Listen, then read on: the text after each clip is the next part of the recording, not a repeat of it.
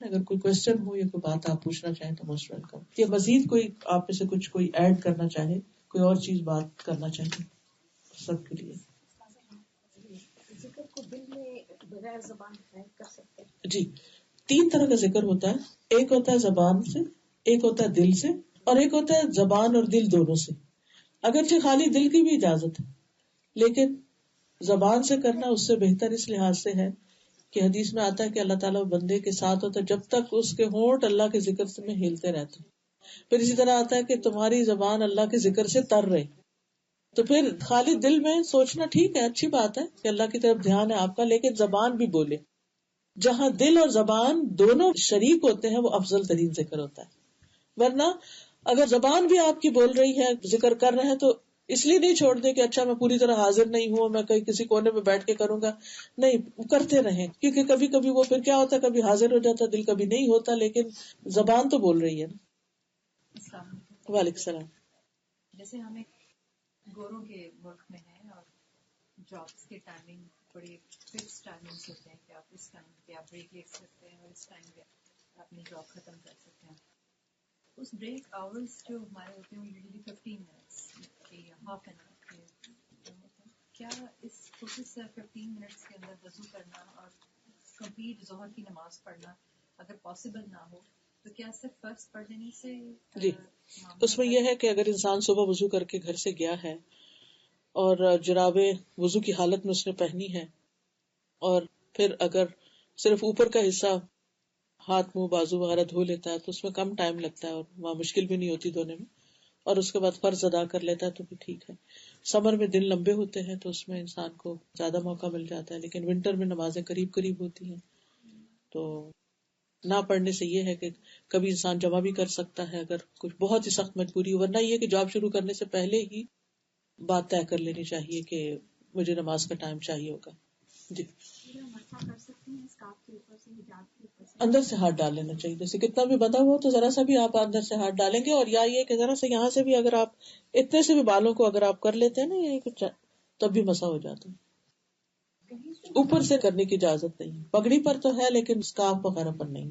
جی, کہیں سے بھی ڈال لیں آپ, ادھر سے نیچے سے, جیسے ہمارا کانسیپٹ ہوتا ہے کہ ہم اوپر سے ہی کرتے ہیں. جی, اس میں یہ ہے کہ پیچھے سے اگر ڈالے نا تو آگے تک ہاتھ آ جاتا ہے, پھر جب اگر پیچھے سے ڈل گیا نا تو ایسے کر کے آگے آتے, تھوڑے سے بال خراب ہوتے ہیں لیکن ٹھیک ہو جاتا ہے.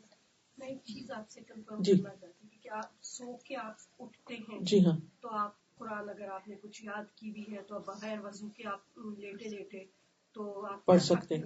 جی, پڑھ سکتے ہیں. اس کی دلیل یہ ہے کہ نبی صلی اللہ علیہ وسلم جب تہجد کے وقت اٹھتے تھے تو بغیر وضو کے, وضو کرنے سے پہلے آپ سورۃ آل عمران کی آخری آیات پڑھتے تھے. تو اس سے پھر یہ دلیل ملتی ہے کہ کوئی لمٹ تو نہیں ہے کہ بس اس سے زیادہ نہیں, کبھی آپ کی آنکھ دیر تک کھلی بھی ہے, کوئی بات نہیں, کبھی رات کو آنکھ کھل جاتی ہے تو اس وقت انسان دل نہیں چاہ رہا کہ آپ وضو کرے, یا پھر یہ کہ دوسرا کوئی ڈسٹرب ہو سکتا ہے تو لیٹے لیٹے آپ پڑھتے نا, کوئی حرج نہیں, اجازت ہے, بالکل ہے. جی ہاں. Can I ask the question in English? Yes, you can ask. So my question was just regarding how you were talking about becoming very, very busy, and how when you become very busy, then Allah subhanahu wa ta'ala takes that away from you, and then you don't even have time to do things. So I'm just wondering, in this busy, crazy schedule that we all have, how do you make time for this, and how do you do it in such a way that, Allah subhanahu wa ta'ala doesn't take that barakah away from you? Do you know what I'm asking? Because you talked a little bit about how, you'll try and do things, but then it doesn't work because there's no barakah in it, and Allah subhanahu wa ta'ala takes that away from you. اس میں یہ ہے کہ جیسے نمازوں کے اوقات کے جو کام ہیں, اگر ان کو اس سے پہلے کر لیا جائے. مثلاً آپ کو پتہ ہے کہ صبح آپ کو بہت جلدی نکلنا ہے اور آپ کے پاس صرف اتنا ٹائم ہے کہ آپ نماز پڑھیں یا ناشتہ بنائیں یا کچھ اور کریں, تو کوشش کریں کہ جیسے رات کو سونے سے پہلے آپ اپنی ساری چیزیں اس طرح لگا کے رکھ لیں کہ آپ کو میکسیمم ٹائم پہ نماز کے لیے اچھا سا مل جائے, اور ذکر کے لیے دعائیں آپ زبانی یاد کر لیں. اگر یاد نہیں ہوتی تو ان کے آڈیوز بھی ہیں. ساتھ ساتھ آپ ناشتہ بنا رہے ہیں, کوئی کام کر رہے ہیں, تیار بھی ہو رہے ہیں, دعائیں لگی ہوئی ہیں, ساتھ ساتھ آپ دل میں پڑھتے چلے جائیں. یعنی 2 کام آپ اکٹھے بھی کر سکتے ہیں, تو چھوڑے نہیں چیزوں کو. اسی طرح شام کے وقت جیسے نماز وقت پر پڑھنی, یا اس میں بھی یہ ہے کہ ہمیشہ آپ جائزہ لیں کہ کون سا ٹائم ایسا ہے کہ جس میں میں نماز بہت جلدی اس لیے پڑھتی ہوں کہ کچھ اور کام میرے آگے ہوتے ہیں, تو ان کاموں کو میں کہیں اور کیا شفٹ کر سکتی ہوں اس وقت کے علاوہ تاکہ اللہ کا ذکر اچھے سے ہو سکے؟ جی اگر دعائیں یاد نہیں ہے زبانی تو اگر ہم اس کو آڈیو اس کی سن لیں تو جی یاد کرنی تو چاہیے، سنے بھی اس لیے تاکہ وہ یاد ہو جائے. ٹھیک ہے، تو صرف اس پہ ڈیپینڈ نہیں کرنا چاہیے کہ صرف سنتے ہی رہے ساری زندگی. اللہ یہ کہ اگر کسی کا حافظہ اتنا ہی خراب ہے کوشش کے باوجود بھی یاد نہیں کر سکا تو پھر سن کے ساتھ ساتھ پڑھ لیں. سورۃ البقرہ کے بارے میں ہے جو جی. آپ نے بتایا ہے کہ آپ سورۃ البقرہ زیادہ سے زیادہ پڑھنا چاہیے. جیسے دن میں کوئی بھی ٹائم ملتا ہے جب میں پڑھنے لگتی ہوں قرآن شریف، جیسے سورۃ البقرہ مجھے بہت اچھا الحمدللہ سمجھ آتی ہے اور میں پڑھتی ہوں اور مجھے مزہ آتا ہے پڑھنے میں. لیکن ساتھ ساتھ پتہ نہیں کیوں میرے دماغ میں آتا ہے کہ نہیں میں سورۃ یاسین بھی مجھے ضرور پڑھنی چاہیے، سورۃ الکہف بھی پڑھنی چاہیے، فلاں سورت بھی پڑھنی چاہیے. آئی ڈونٹ نو میرا دماغ پھر تھوڑا نہیں اس کی طرف چھوڑ کے پھر میں دل چاہتا ہے میں وہ بھی پڑھ لوں لیکن میں وہ نہیں کر پاتی ہوں، کنسنٹریٹ نہیں کر پاتی ہوں. میں سوچتی ہوں کہ جو بھی میرا ٹائم ہے میں کوشش کرتی ہوں زیادہ سے زیادہ پڑھوں، لیکن میرا دل یہ چاہتا ہے کہ میں ساری پڑھ لوں لیکن وہ نہیں کر پاتی، ہو نہیں پا سکتا نا. ہو نہیں پا رہا. یہ کیا میں اس کو کس طرح سے میں مینیج کروں؟ جی اس میں یہ کہ صرف جمعے کے دن آپ کو سورۃ کہف پڑھنی چاہیے، ہر روز پڑھنے کی ضرورت نہیں. ہر روز اگر آپ پڑھنا چاہتے ہیں تو اس کی پہلی 10 آیتیں یاد کر لیں کیونکہ فتنہ دجال سے حفاظت کا ذریعہ ہے. آپ دن کی کسی نماز میں وہ 10 آیتیں پڑھ لیں، زور میں پڑھ لیں، اثر میں پڑھ لیں، کسی بھی وقت پہلی 10 آیتیں زبانی پڑھ لیں. دوسرا یہ کہ سورۃ یاسین روز پڑھنے کا کہیں بھی کوئی اجر ثواب نہیں بتایا گیا. ٹھیک ہے، سورۃ البقرہ کا تو صحیح حدیث سے پتہ چلتا ہے. تو اس لیے آپ تسلی کے ساتھ سورۃ البقرہ پہ فوکس کریں. رات کو سوتے وقت سورۃ الملک پڑھ لیں، جمعے کے دن سورۃ کہف پڑھ لیں، اور اگر ہو سکے تو جمعے کی صبح کی نماز میں سورۃ السجدہ پہلی رکعت میں اور دوسری رکعت میں سورۃ الدہر پڑھ لیں. یہ نبی صلی اللہ علیہ وسلم کی سنت ہے. لیکن اگر آپ نہیں زبانی یاد تو کوئی بات نہیں، اگر آپ کر سکتے ہیں، کچھ لوگوں کا حافظہ بہت اچھا ہوتا ہے اور وقت بھی ہوتا ہے، وہ ایسی چیزیں یاد کر لیں. ورنہ ڈیلی روٹین میں آپ اگر سورۃ البقرہ کو حفظ کرنا شروع کر دیتے ہیں، ایک ایک آیت یاد کرتے ہیں، تو وہ آپ کا ایک روٹین بن جائے گا کہ آپ سورۃ البقرہ سے ان ٹچ ہیں. سورۃ البقرہ پہ کنسنٹریٹ کریں اور باقی قرآن مجید روٹین میں تھوڑا تھوڑا ہر روز پڑھ لیں. جی یعنی جیسے اگر 2 نفل پڑھ رہے ہیں تہجد میں، پہلی رکعت میں ہم نے پہلا رکوع پڑھ لیا سورۃ ٹھیک ہے، کا، اور دوسری رکعت میں لاسٹ کا آمن پڑھ لیں، ایسا بھی کر سکتے ہیں. ہاں جی یہ بھی اچھا ہے. میرے خیال ہے میں نے اس میں لیکچر میں جی زبانی یاد نہیں ہے تو جیسے کھول کے قرآن دیکھ جی بالکل پڑھ سکتے ہیں، دیکھ کے پڑھ سکتے ہیں، منع نہیں ہے.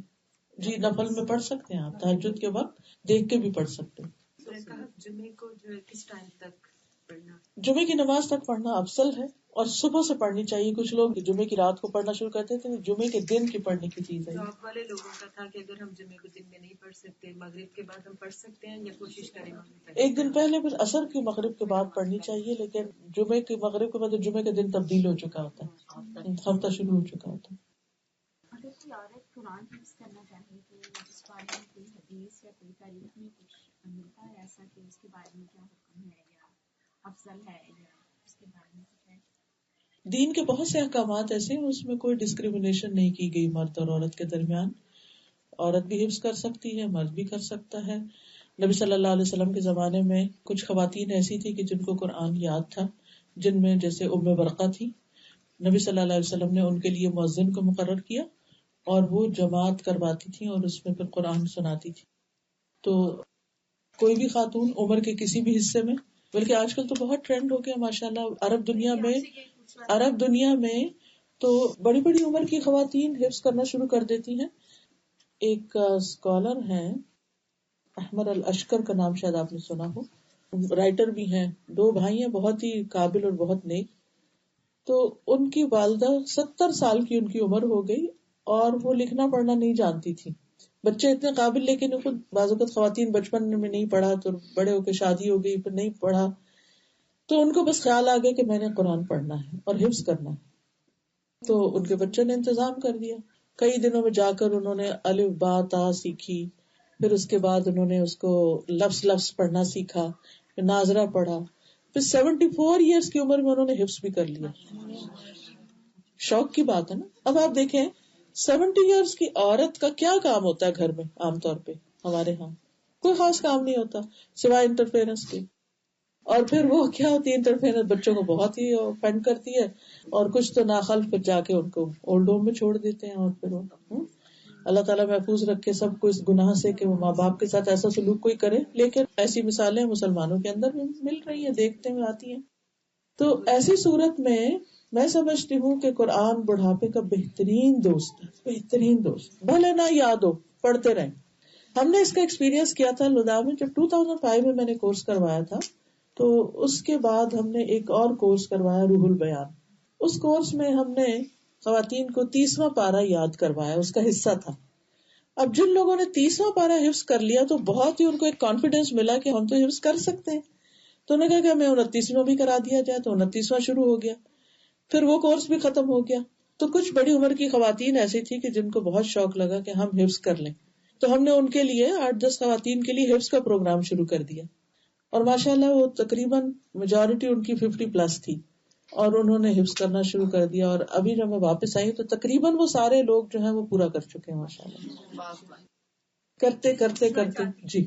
ایج میں ڈر یہ لگتا ہے کہ اگر بھول جائے, دیکھیے جان بوجھ کے بلانا جو ہے نا, جان بوجھ کے جی جان بوجھ کے بلانے کا تو ہے, لیکن نہیں یہ ڈر کیوں ہم پہلے سے ایزیوم کر رہے ہیں. ہم اچھا گمان رکھے, اللہ سے اچھا گمان رکھے, اللہ سے دعا کریں.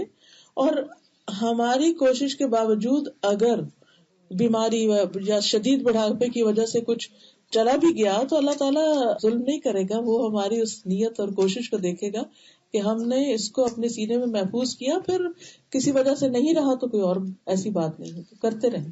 بلکہ میں سمجھتی ہوں کہ جب بچے بچپن میں کرتے ہیں اس میں جلدی تو ہوتی ہے اور آسانی بھی ہوتی ہے, لیکن پھر وہ بیچ کا حصہ ایسا بھی آتا ہے کہ جس میں اس کو مینٹین کرنا بڑا مشکل ہو جاتا ہے. لیکن جب انسان ان سارے فرائض سے فارغ ہو جاتا ہے تو اس وقت اگر یہ شروع کر دے تو پھر آخری عمر تک, آخری دن تک انسان اس کو پڑھتا ہی رہے. اور آپ نے دیکھو کہ جو لوگ بہت قرآن پڑھ رہے ہوتے ہیں نا, وہ قومے میں جا کر بھی اور بے ہوشی میں بھی ان کے وہ کچھ نہ کچھ آیتیں ہی پڑھ رہے ہوتے ہیں.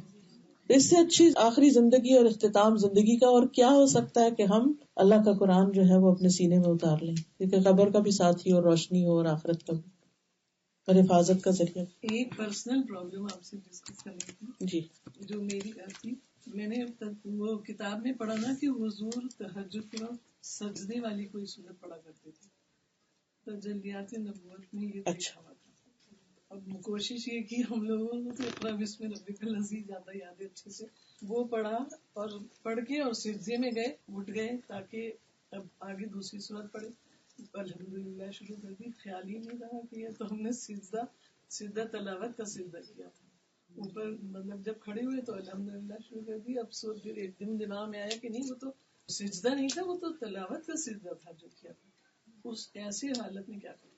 یعنی آپ نے وہی رکعت کنٹینیو کی لیکن اگلی سورت پڑھنے کی وجہ سورت فاتحہ دوبارہ پڑھ دی. جی تو کوئی بات نہیں, خیر ٹھیک ہے. مطلب پھر اس کے ویسے ایز یوزول رکوع میں اور پھر سجدے میں ہاں کرے, سجدہ صاحب کر لے آخر. بس سب کو سمجھ آ گئی, کسی کو کوئی چیز سمجھ نہ آئی. کیا رات سونے سے پہلے سارے برتن کور کر کے سوئیں؟ اگر عادت اور کبھی بھول جائے تو کیا نقصان ہوگا؟ اس کے بارے میں حدیث میں آتا ہے کہ سال میں ایک رات ایسی ہوتی ہے جس میں بلائیں نازل ہوتی ہیں, بیماریاں جس کو ہم وائرسز وغیرہ کہتے ہیں, جو بھی ہم اپنی زبان میں. تو جو برتن ڈھکے بھی نہیں ہوتے اسے داخل ہو جاتے, پھر اگر اس میں ہم کچھ کھاتے پیتے تو بیماری آ جاتی ہے, انسان کو لگ جاتی. تو رات کو برتن یا اوندے کر دیں یا ڈھک دیں. اگر کچھ نہ ملے تو کوئی چیز بیچ میں آڑی سی, جیسے چمچ آڑا سا کھڑا کر دیں یا چھری کر دیں یا کوئی بھی اینی تھنگ, لیکن بالکل اوپن کھلے نہیں چھوڑیں. کیبنٹ میں تو کوئی حرج نہیں, کیبنٹ تو ڈھکی ہوئی ہے نا. کیبنٹ میں آپ گلاس سیدھے رکھتے ہیں تاکہ ان میں ہوا لگتی رہے, تو کیبنٹ تو ڈھکی ہوئی ہے, ٹھیک ہے جی. صرف یہ جو باہر پڑے, بازو کا سنک میں ہوتے ہیں نا کھلے برتن پڑے ہوتے ہیں, نہیں رات سکھ تھک گئے ہیں, نہیں لگا سکتے یا نہیں دھو سکتے, تو ان کے اوپر ایک ٹاول ڈالتے ہیں, کچھ بھی کسی بھی طرح ڈھکتے ہیں, بس ڈھکنے کی عادت ڈالیں. بس کھلے نہیں پڑے ہونے چاہیے, سیدھے کھلے نہیں پڑے ہوتے. اگر ٹیڑھے ہیں الٹے ہیں تو کوئی حرج نہیں, چاہے گندے ہیں تو بھی کچھ بھی کچھ رکھ دیں, لیکن یہ کہ کھلے نہیں چھوڑے, ایسے اوپن نہیں چھوڑے. رات کو جیسے پانی پینے کے لیے اپنے پاس آپ نے گلاس رکھا ہے یا بوٹل کھولی ہے تو اسی کا ڈھکن آپ اپنے گلاس کے اوپر گلاس کور رکھتے ہیں, خالی نہیں چھوڑے. یا رات کسی نے پانی پیا اور کھلا چھوڑ کے رکھ دیا اور آپ صبح آ کے اس کو پینے شروع کر دیا, نہیں پیا اسے گرا دیں, کسی نے دودھ پیا اور ایسے بچے ہوتے ہیں نا بعض اوقات آپ سو جاتے ہیں اور بعد میں کچن میں جا کے کچھ نہ کچھ کر رہے ہوتے ہیں, چھوڑ کے آ جاتے ہیں, تو پھر اس کو صبح دھو ڈالیں. غسل کے بارے میں اگر جو غسل جنابت ہوتا ہے, جی ہاں, اس کے بارے میں سوال ہے کہ بال دھونا یا کسی کی بہت جیسے وہ افریقن نہیں اپنی وہ بنا لیتے بہت ساری بریڈز وغیرہ بنا جی لیتے, اس پہ تھوڑا سا ایکسپلین کرتے بال دھونے کے. جی اس میں آپ دیکھیے کہ جو غسل جنابت ہوتا ہے اس میں صرف سر کی سکن گیلی کر لینا کافی ہوتا ہے, لیکن جو پیریڈز ہوتے ہیں اس میں آپ کو بال بھی دھونے چاہیے. ٹھیک ہے, مطلب یہ کہ آپ صرف پانی کا ڈونگا ڈال لیں اور ڈونگا ڈال لیں, اور بال بے شک آپ نے پیچھے بریڈز ہیں کچھ ویسے اٹھا کے سکن اچھی طرح ساری دھل جائے. ٹھیک ہے, بال بے شک بندے ہوئی ہوں, بال بے شک بندے ہوں, چٹیا ہو, کچھ بھی ہو, لیکن سکن ساری, ایک بال بھی اس میں سے سر گیلا نہ ہو. لیکن جب پیریڈز ہو تو پھر آپ پورے بال دھوئیں. جی نہیں, کوئی خاص دعا نہیں ہے, بس واش روم جانے کی جو دعا ہوتی. جی ایک آپ اسٹوڈنٹ ہیں, آپ کو کوئی دعا آتی ہے جو پڑھائی میں آپ کو مدد کرے؟ کیا بتائیں. So there's many du'as which you can read for increasing in your knowledge, increasing in your understanding. So there's the dua of Musa alayhi salam, which he made when he went to Fir'aun, to face Fir'aun and to call him. So he made dua to Allah that Rabbi shrah li sadri, that, oh my Lord, open my chest for me. And opening of the chest means that make it so vast and spacious and able to contain wisdom and understanding so that I can convey properly. So Rabbi shrah li sadri wa yassir li amri, and make my work easy for me. So whatever it is that you're reading or you're trying to memorize or the test that you're going to take, so Rabbi shrah li sadri wa yassir li amri wahlul 'uqdatan min lisani, and untie the knot that is in my tongue, meaning make it easy for me to express myself. Because sometimes you have read the entire book and you have studied everything, but you're not able to answer or express yourself clearly. So wahlul 'uqdatan min lisani yafqahu qawli. Okay? So this is one dua that you can make. سورہ ملک روزانہ پڑھنا رات میں افضل ہے؟ جی, سورۃ ملک روزانہ پڑھنا افضل ہے. یہ جو دعا ابھی انہوں نے بتائی نا, اس میں اگر آپ کا ویسے بھی کبھی دل تنگ پڑ رہا ہو نا, ہوتا ہے نا کبھی بچے تنگ کرتے ہیں تو دل تنگ ہوتا ہے, یا کبھی کوئی کسی انسان کی باتوں سے دل تنگ ہوتا ہے, یا صدقہ کرنے کے اوپر دل تنگ ہو رہا ہے, کسی بھی وجہ سے آپ کے اندر ایک گھٹن ہے نا, تو یہ دعا گھٹن کا علاج بھی ہے کہ اللہ میرا سینہ کھول دے, میری گھٹن دور کر دے. ٹھیک ہے, نہیں وہ ضعیف ہے حدیث.